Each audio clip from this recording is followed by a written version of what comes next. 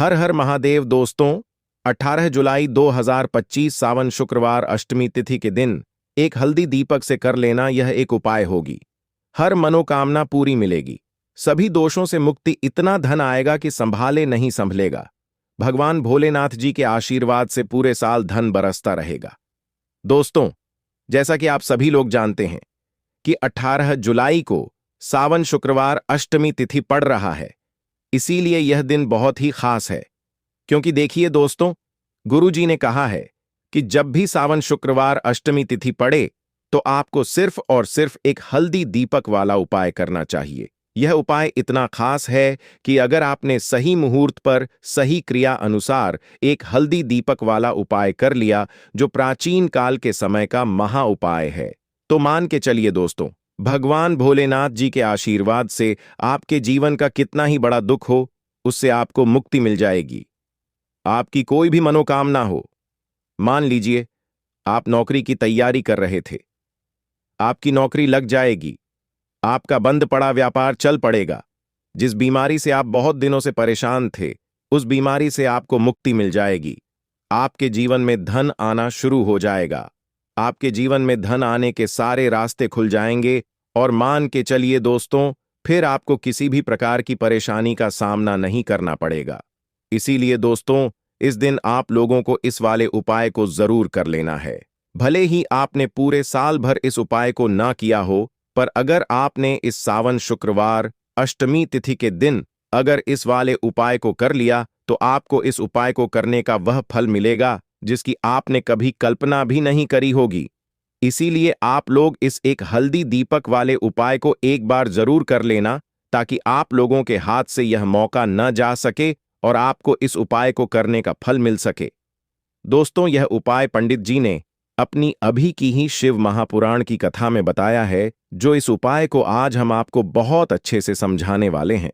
इस वीडियो को देखने के बाद इस उपाय को समझने के लिए आपको कोई और वीडियो को देखने की जरूरत नहीं पड़ेगी।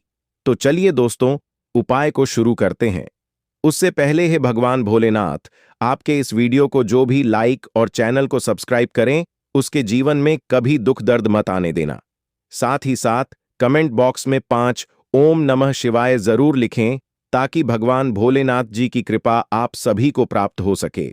इसी के साथ मैं आप सभी को बता दूं कि आप लोग वीडियो को पूरा नहीं देखते हो, को काट काट कर देखते हो और गलत गलत उपाय को कर लेते हो, तो आपसे निवेदन है कि वीडियो को पूरा जरूर देखें।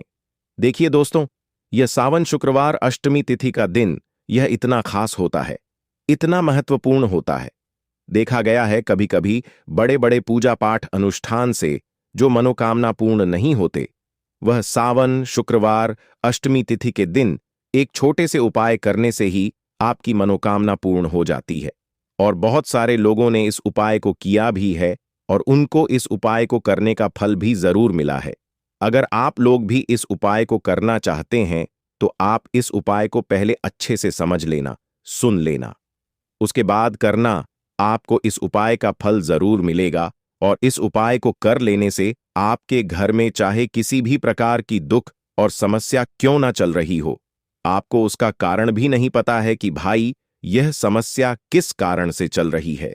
उसका कुछ भी कारण हो सकता है, जैसे पितृदोष हो सकता है या किसी भी तरह का मंगल दोष भी हो सकता है। तो इस दिन आप लोगों को यह वाला उपाय कर लेना है। यह एक ऐसा उपाय है जिस उपाय को अगर किसी विशेष दिन पर किया जाए, तो भाई उस विशेष दिन का जो है वह तो हमें मिलता ही मिलता है। पर हमने उस दिन पर इस एक हल्दी दीपक वाले उपाय को किया है, तो हमें उससे भी बड़ा फल मिलता है और फल बहुत जल्दी मिलता है, क्योंकि आप इस उपाय को बहुत ही बड़े और विशेष दिन पर कर रहे हो। तो चलिए अब उपाय के बारे में बात करते हैं, लेकिन उससे पहले आप लोगों को यह जानना आवश्यक है कि आखिर यह उपाय किस समय करना है, किसको करना है और कैसे करना है। तो चलिए हम आगे आपको वीडियो में एक एक करके बता देते हैं। तो दोस्तों, इस एक हल्दी दीपक वाले उपाय को हमें इस सावन शुक्रवार अष्टमी तिथि के दिन कैसे करना है, किसको करना है, किस समय करना है और कहां पर करना है, यह सारे सवालों के जवाब आपको इस वीडियो में मिल जाएंगे। और जो ये वीडियो देखेगा भाई, उसको एक हल्दी दीपक वाला उपाय जरूर करना चाहिए, क्योंकि इस दिन शत्रुओं और किसी भी दोष किसी भी बीमारी से मुक्ति पाने के लिए एक हल्दी दीपक का बहुत ही बड़ा और विशेष महत्व होता है। और जब बात आ जाए एक हल्दी दीपक की, तो यह सोने पर सुहागा वाली बात हो जाती है और यह एक बहुत ही बड़ा उपाय हो जाता है। अब दोस्तों, इस एक हल्दी दीपक वाले उपाय को आखिर करना किसको है? सबसे पहले हम लोग वह बात जान लेते हैं। तो देखो, घर की जो बड़ी माताएं बहनें होती हैं, उन माताओं बहनों में से कोई भी एक बड़ी माता बहन इस वाले उपाय को कर सकती है। और दोस्तों, अगर आप चाहे तो अपने घर में से सभी सदस्यों को भी इस उपाय को करवा सकते हैं। अगर किसी व्यक्ति की खुद की कोई मनोकामना है, खुद की कोई दुख और परेशानी है जो कि वह अपने लिए ही करना चाहता है, इस वाले उपाय को तो वह खुद अपने लिए भी कर सकता है। बाकी अगर कोई घर में से ऐसा है जो कि अपने पूरे घर परिवार की सुख और शांति के लिए यह वाला उपाय करना चाहता है, तो भाई वह भी कर सकता है। उसमें भी कोई दिक्कत वाली बात नहीं है। कहने का मतलब यह है कि इस उपाय को हर एक सदस्य भी कर सकता है और पूरे घर परिवार के सदस्य के लिए घर की बड़ी माताओं बहनों में से कोई एक माता बहन भी कर सकती है। माताएं बहनें अगर घर में उपस्थित ना हो या वह यह वाला उपाय ना कर पा रही हो, तो फिर घर का कोई बड़ा सदस्य भी इस एक हल्दी दीपक वाले उपाय को कर सकता है, चाहे फिर वह पुरुष ही क्यों ना हो। उसमें कोई भी दिक्कत वाली बात नहीं है। अब दोस्तों, एक हल्दी दीपक वाले उपाय को हमें करना कहां पर है? देखो, इस उपाय को हमें मंदिर में ही करना है। बहुत सारे लोग प्रश्न करते हैं, हर एक उपाय को करते समय क्या हम इस उपाय को घर पर या मंदिर में कर सकते हैं? देखो, तो इस वाले उपाय को आप मंदिर पर करोगे तो अच्छा रहेगा, घर में नहीं करना है इस वाले उपाय को। उसके बाद में दोस्तों, जो अगला प्रश्न निकल कर आता है वह यह आता है इस उपाय को लेकर कि आखिर इस उपाय को हमें किस समय करना है, सुबह के समय करना है कि शाम के समय करना है? तो देखो, इस वाले उपाय को आप लोग सुबह के समय भी कर सकते हो और शाम के समय प्रदोष काल में भी कर सकते हो। अब अगर आप पूछो कि भाई साहब सबसे उत्तम समय कौन सा रहेगा इस एक हल्दी दीपक वाले उपाय को करने का, तो हम आपसे बस यही कहेंगे कि इस उपाय को आप शाम के समय करेंगे तो ज्यादा बेहतर होगा, क्योंकि सावन शुक्रवार अष्टमी तिथि का दिन है और इस दिन प्रदोष काल के बहुत महत्व होता है। बाकी अगर सुबह के समय भी करेंगे तो भी अच्छा होगा, उसमें कोई भी दिक्कत वाली बात नहीं है। तो अब दोस्तों, जो अगली सबसे बड़ी और महत्वपूर्ण बात आती है वह यह आती है कि सुबह अगर हम उपाय को करेंगे तो हमें कितने बजे से लेकर कितने बजे तक के बीच में करना है, और शाम के समय प्रदोष काल में करेंगे तो हमें कितने बजे से लेकर कितने बजे के बीच में करना है। तो देखो, सुबह जितनी जल्दी हो सके आप उपाय को करने की कोशिश करना। बाकी अगर किसी कारणवश लेट भी हो जाओ, थोड़ी देर भी हो जाए, तो देखो, सुबह जितनी जल्दी हो सके आप उपाय को करने की कोशिश करना। बाकी अगर किसी कारणवश लेट भी हो जाओ, थोड़ी देर भी हो जाए, तो 10 या 11 बजे तक भी आप उपाय कर लेना, पर 12 बजे से ज्यादा देरी ना हो। ठीक है, इस बात का ध्यान रखना। उसके बाद में दोस्तों, अगर शाम के समय प्रदोष काल की बात करें, प्रदोष काल का जो समय होता है वह शाम के 6 बजे से शुरू हो जाता है। मतलब शाम के 6 बजे से लेकर 7 बजे के बीच का जो समय होता है, यह समय प्रदोष काल का समय होता है। इस उपाय को 7 बजे या 8 बजे के बीच में भी कर सकते हो। मतलब शाम के 6 बजे से रात 8 बजे के बीच में आप कभी भी इस वाले उपाय को कर सकते हो, उसमें कोई भी दिक्कत वाली बात नहीं है। परंतु 18 जुलाई सावन शुक्रवार अष्टमी तिथि के दिन कोशिश करना कि समय के अंतर्गत ही कर लो। किसी कारणवश ना कर पाओ तो थोड़ा देरी से भी कर सकते हो। तो चलिए, अब हम अपने सबसे पहले उपाय की बात कर लेते हैं। तो दीपक वाला उपाय करने के लिए आपको सबसे पहले जरूरत पड़ेगी एक दीपक।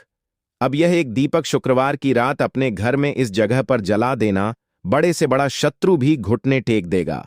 दोस्तों, जैसा कि आप सभी जानते हैं, मार्गशीर्ष महीने की शुक्रवार के दिन बहुत ही शुभ संयोग बन रहे हैं और इस दिन अगर आप 11 लौंग और एक कपूर अपने घर में जलाते हैं तो शत्रुओं से हमेशा के लिए आपको छुटकारा मिल जाएगा।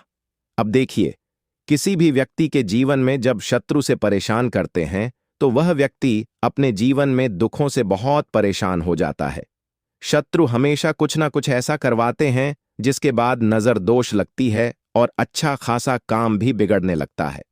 व्यापार में मदद आने लगता है, लोगों की तबीयत खराब होने लगती है, जरूरी नहीं है कि सामने वाला व्यक्ति जैसा दिखता है वैसा हो। देखिए, बहुत सारे लोग हैं जो बहुत अच्छे होते हैं, है ना? लेकिन कुछ लोग ऐसे होते हैं जो कब आपके शत्रु बन जाते हैं आपको खुद भी पता नहीं चलता है। एक तो वह शत्रु होते हैं जो सामने से सीधे सीधे हम पर वार करते हैं, है ना? एक शत्रु ऐसे भी होते हैं जो कि पीठ पीछे कुछ होते हैं और सामने से कुछ होते हैं, है ना? ना। तो ऐसे शत्रु होते हैं गुप्त शत्रु, और ऐसे शत्रुओं से हमेशा आपको बचकर रहने की जरूरत होती है। आप अपने शत्रुओं को शांत भी कर सकते हैं, और इस उपाय को करने से आपको शत्रुओं से छुटकारा भी मिल जाएगा। लौंग जो होती है, यह शिविर शक्ति का स्वरूप होती है, और आप सभी जानते हैं कि महादेव जिसके साथ हो ना साक्षात काल भी आकर उसका कुछ बिगाड़ नहीं पाता है। अच्छा, शुक्रवार का जो दिन होता है यह इतना उत्तम होता है कि आप इस दिन अपने पितरों को प्रसन्न कर सकते हैं, धन प्राप्ति के लिए उपाय कर सकते हैं और शत्रुओं से भी छुटकारा पा लेते हैं। जब 11 लौंग का उपाय और 1 कपूर का उपाय अपने घर पर करते हैं तो बात कर लेते हैं। सबसे पहले उपाय की जो कि पितरों को प्रसन्न करने के लिए है। देखिए, पितृ जब किसी से नाराज हो जाते हैं ना, तो उस व्यक्ति के जीवन में बीमारियां, दुख, धन की समस्याएं लगातार बढ़ती हैं। तो कोशिश करें कि हमेशा अमावस के दिन आप अपने पितरों को प्रसन्न करने के लिए उपाय करें।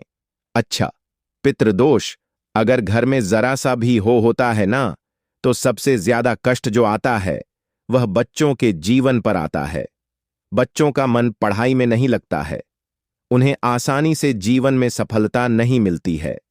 बहुत सारे लोगों के यहां संतान को लेकर बहुत समस्याएं होती हैं कि संतान नहीं हो रही है ना? तो पितरों को प्रसन्न करने के लिए आपको इस दिन क्या करना है कि सूर्य भगवान को अर्घ देना है। तो थोड़ा सा तांबे का लोटा अगर हो तो तांबे के लोटे में जल भर लें, वरना किसी भी लोटे में आप जल लें। उसके अंदर आपको क्या करना है, थोड़े से अक्षत के दाने डालने हैं, थोड़े से चावल के दाने, थोड़ी सी किसरी डाल लें। अगर लाल फूल है तो लाल फूल डाल लें और सूर्य भगवान को अर्घ दें। अगर भी आप जल चढ़ा देते हैं, अर्घ दे देते हैं, तब भी आपके घर से पितृदोष दूर होता है। तो जब भी आप शुक्रवार के दिन सूर्य भगवान को अर्घ देते हैं, इससे आपके पितृ प्रसन्न होते हैं। साथ ही साथ अगर आप कर सकते हैं तो पीपल का जो पेड़ होता है, इसमें भी हमारे पितरों का वास माना जाता है। तो आपको क्या करना है कि एक लोटे में या किसी भी बर्तन में आपको जल लेना है। उसमें थोड़े से आपको काले तिल के दाने डालने हैं, काला तिल डालना है। साथ ही साथ आपको क्या करना है, थोड़े से मिश्री के दाने डालने हैं। गुड़ भी आप यहां पर डाल सकते हैं। अब यह मीठा जल आपको पीपल के पेड़ में चढ़ाना है। आपके घर के आसपास जहां भी पीपल का पेड़ हो, आप शुक्रवार के दिन सुबह के समय में पीपल की जड़ में यह मीठा जल चढ़ाएं और अपने पितरों से क्षमा याचना करें। साथ ही साथ दीपक अगर आप लगा सकते हैं तो पीपल के पेड़ के नीचे आपको दीपक जरूर से शुक्रवार के दिन शाम के समय में लगाना चाहिए। पितरी आपके हमेशा प्रसन्न रहेंगे और कभी भी पितृदोष की वजह से घर में कोई दुख और कष्ट नहीं आएगा। तो बहुत ही उत्तम सा यह उपाय है जो कि पितरों को प्रसन्न करने के लिए है, और जीवन के दुख कष्ट जो हैं वह बहुत जल्दी दूर होते हैं जब आप हमेशा अपने पितरों को प्रसन्न रखते हैं। तो चलिए अब बात कर लेते हैं 11 लौंग और 1 कपूर घर में किस जगह पर जलाना है, और इस उपाय को करने से कैसे आप अपने शत्रुओं से छुटकारा पा सकते हैं। शत्रु कभी आपको परेशान नहीं करेंगे। शत्रु चाहे कैसे भी हो, सामने से कोई व्यक्ति शत्रु है या गुप्त शत्रु है, हर प्रकार के शत्रु जो है यह शांत हो जाएंगे और चाहकर भी आपका कुछ बिगाड़ नहीं पाएंगे।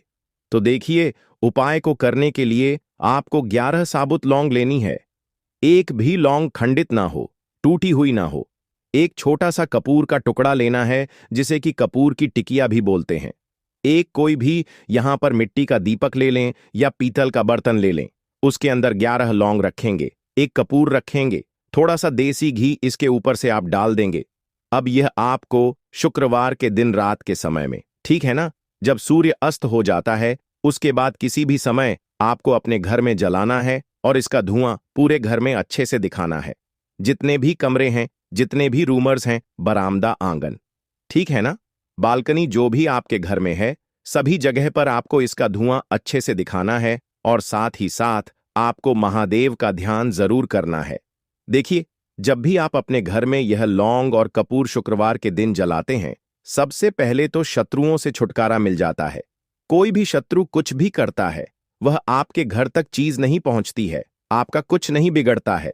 दूसरी चीज कि जब भी लौंग और कपूर आप जलाएंगे, आपके घर पर कोई संकट नहीं आता है, आपके धन पर कोई संकट नहीं आता है, घर में कोई परेशानियां नहीं आती हैं और हमेशा आपके घर में सकारात्मक ऊर्जा बढ़ती है, पॉजिटिव एनर्जी बढ़ती है, जिसके बाद आपके घर में धन की देवी माता लक्ष्मी वास करती है। लौंग और कपूर जिस घर में कोई भी व्यक्ति जलाता है, विशेषकर शुक्रवार के दिन, तो ऐसा समझ लीजिए इसके बहुत चमत्कार हैं, बहुत ज्यादा लाभ है। तो कोशिश कर कि शुक्रवार के दिन रात के समय में किसी भी समय आप अपने घर में 11 लौंग और 1 कपूर जरूर जलाएं। शत्रु जो हैं वह घुटने टेक देंगे और आपका कुछ नहीं बिगाड़ पाएंगे। साथ ही साथ धन की वर्षा भी घर में होगी और धन से जुड़ी जितनी भी समस्याएं आपके जीवन में आ रही हैं, बहुत तेजी के साथ आपके जीवन से दूर होती चली जाएंगी। तो चलिए अब बात कर लेते हैं अपने तीसरे उपाय की। और तीसरा उपाय है धन वर्षा के लिए और धन को बढ़ाने के लिए। बहुत सारे लोगों की यह समस्या होती है कि पैसा बढ़ता नहीं है। पैसा तो आता है घर में, लेकिन पैसा बढ़ता नहीं है।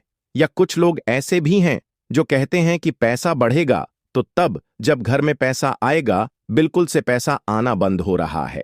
व्यापार दिन पर दिन खराब होता जा रहा है। नहीं समझ आ रहा, किसी ने कुछ करा दिया है या फिर घर में कुछ ऐसा है, वास्तु दोष है, नजर दोष है, जिसकी वजह से घर में तरक्की लोगों की नहीं हो रही है। ठीक है ना? बिल्कुल व्यापार धंधा सब बेकार होता चला जा रहा है। जो भी व्यापार कर रहे हैं उसमें लगातार घाटा हो रहा है। तो यह उपाय आप करिए शुक्रवार के दिन और फिर इसका चमत्कार खुद देखिए। चाहे व्यापारी हैं, आप कोई बिजनेसमैन हैं, दुकान है, आपकी हर प्रकार के काम में लाभ ही लाभ मिलता है। जब इस उपाय को आप करते हैं, आपको क्या करना है?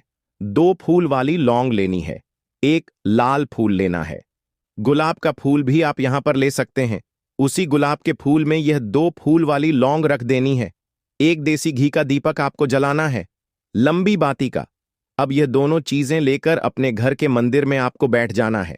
शाम के समय में, शुक्रवार के दिन शाम के समय में जब सूर्य अस्त हो जाता है, सूर्य छिप जाता है, अब आपको सबसे पहले देसी घी का दीपक जला देना है, माता लक्ष्मी के सामने और भगवान विष्णु जी के सामने। ठीक है ना? 1 देसी घी का दीपक जला देंगे और जो लौंग और फूल आपने लिया है, यह अपने सीधे हाथ में आप रख लेंगे। अब आपको माता लक्ष्मी से अपने जीवन की समस्याओं को कहना है कि मेरा काम नहीं चलता है, मेरा व्यापार अच्छे से नहीं बढ़ता है, मेरा धन नहीं बढ़ रहा है, मेरे पैसे में बढ़ोतरी नहीं हो रही है। जो भी दुख है, जो भी पैसे को लेकर समस्याएं जीवन में है, सब कुछ आपको माता लक्ष्मी और श्री हरि विष्णु से कह देना है। ठीक है ना? इसके बाद आपको मंत्र बोलना है। 11 बार ओम नमो भगवते वासुदेवाय नमः 11 बार यह मंत्र बोल देंगे और फिर वह फूल आपको माता लक्ष्मी को अर्पित कर देना है, उनके सामने चढ़ा देना है। चाहे मूर्ति है, आपके घर में माता लक्ष्मी की कोई भी तस्वीर है, प्रतिमा है। फिर आपको क्या करना है कि अपने घर के मुख्य दरवाजे पर भी 2 दीपक जरूर जलाने हैं, बाहर की तरफ शुक्रवार के दिन। फिर देखिए आपके घर